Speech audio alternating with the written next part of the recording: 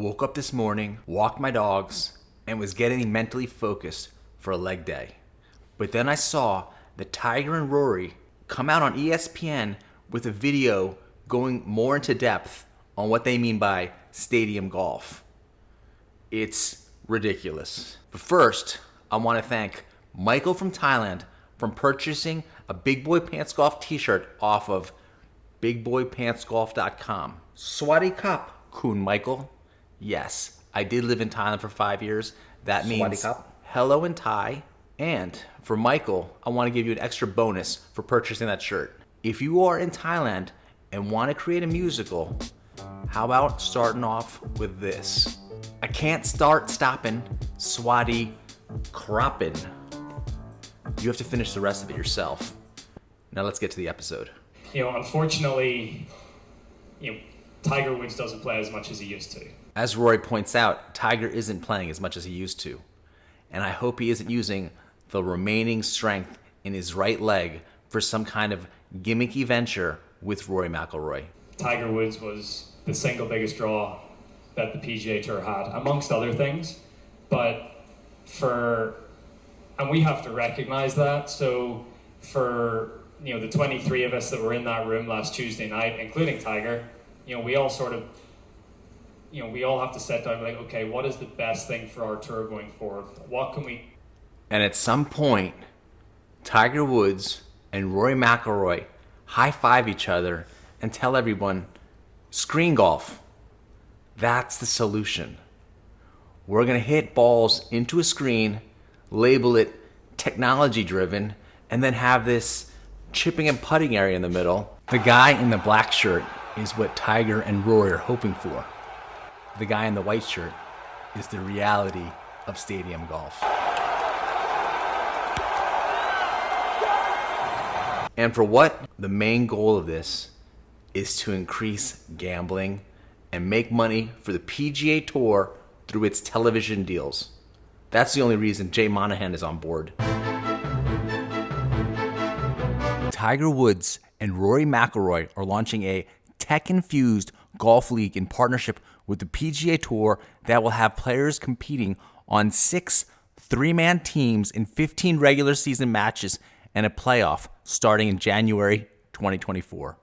Oh wow, 6 three-man teams. Where does this team format idea seem familiar? Seems to be a little bit like LIV. The same exact idea and concept that Rich Eisen on the Rich Eisen podcast has been bad-mouthing, as in, who's going to watch this team golf stuff? Tiger and Rory, next pitch, these 12 team names. LIV Golf latest isn't wrong. Does anyone else get the sense that the PGA Tour has just been moved on by its golden geese? PGA Tour was worried about LIV, but this all sounds like a huge power play from Tiger and Rory while the tour was at its weakest and couldn't fight back. JP Monahan has given 0 press conferences in the last 4 to 6 weeks. He only appeared today to say, E2, Tigerus, and Rorius, right in the back. But to be fair, JP Monahan probably respects that. It's his favorite technique.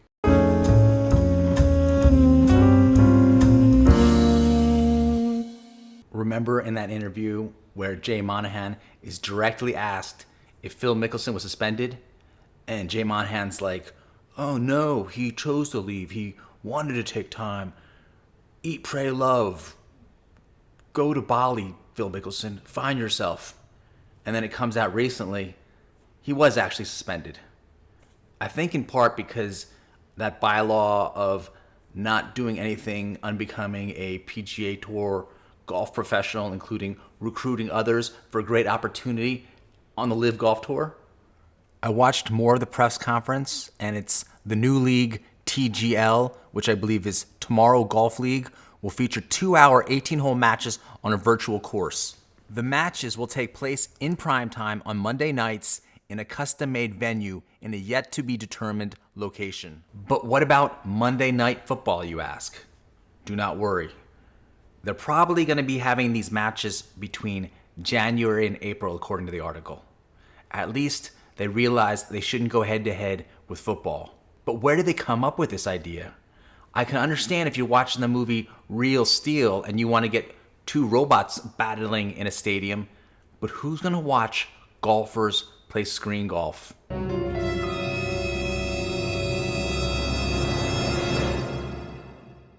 The article concludes with Tiger saying, "We all know what it's like to be in a football stadium or a basketball arena where you can watch every play, every minute of action unfold right in front of you.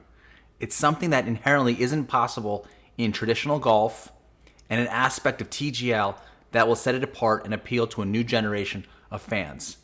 So here is the play to go to the younger generation, just like LIV Golf is doing by having music at the events. And this is the same music that Tiger, when he was a traditionalist a few weeks ago, looked down upon. But the last paragraph is the most interesting. Tomorrow Sports CEO Mike McIlroy said the company hoped to televise the matches. And we all know that the PGA Tour makes perhaps the bulk of its money through its media rights. And these are the same media rights that it protects and which is potentially setting it up for antitrust law violations. Remember, in another episode of Big Boy Pants Golf, the media rights issue was one of the reasons the Federal Trade Commission's antitrust lawyers, after 4 years of research, recommended investigating the PGA Tour for antitrust violations. Here's the kicker right at the end. Fans will be able to bet on the matches where it's legal as the PGA Tour players compete for actual purses. And this is where JP McManus comes in. His name pops up because that JP McManus Pro-Am tournament they hold in Ireland before the British Open, it appears to be some kind of hoity-toity event with select golfers. And remember, the media originally reported that all these players first met at the JP McManus Pro-Am to start discussing possibilities to combat the LIV Golf Tour. But who is this JP McManus? And why is this information of fans will be able to bet on the matches where it's legal so key to this video? Let's look at this article. Who is JP McManus from bunkered.uk? Here are the key points from this article. The JP McManus owned Adair Manor has been confirmed as the host venue for the 2026 Ryder Cup. Let's keep in mind what a moneymaker the Ryder Cup is for especially the European Tour, where previously, if the Ryder Cup wasn't held, they wouldn't have enough money for their purses.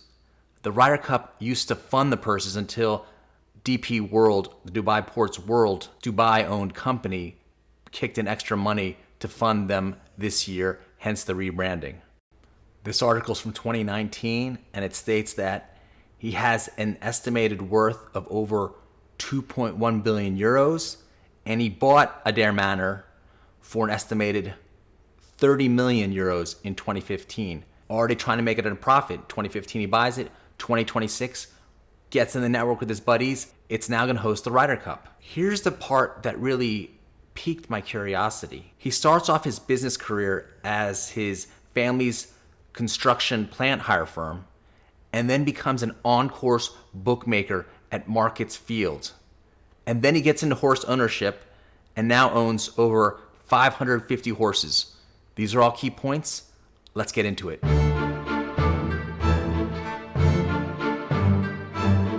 I really need to get my leg day in, so this is going to speed up.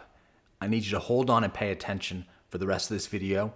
Also, what started off as just a theory, and it's in this video, link in the description, is now becoming reality. All the pieces are starting to come together. ESPN this morning points out that gambling is going to be allowed for this, even encouraged for this new stadium golf that Tiger and Rory are bringing out. What a coincidence that Tiger and Rory's idea to turn golf into an esport of sorts starts in 2024, and in 2025, Dubai is selected as the host of the Global Esports Games. Now you got JP McManus. He's into horse racing and he's a bookie, at least in the past. Let's tie this to the DP World Tour, Dubai Ports World Tour. Dubai has horse racing, in general, due to the Islamic faith, you're not allowed to gamble. There are exceptions for horse racing. Dubai, DP World Tour, horse racing. JP McManus owns 550 horses. He's also a bookie, so he's familiar both with horse racing, gambling. He's intertwined with the Ryder Cup, which is the moneymaker for the DP World Tour, as they're hosting the Ryder Cup in 2026. See how it all kind of oddly blends together, where you have the big horse race guy who's also a bookie, who's also hosting the 2026 Ryder Cup, linked very tightly and neatly with Dubai.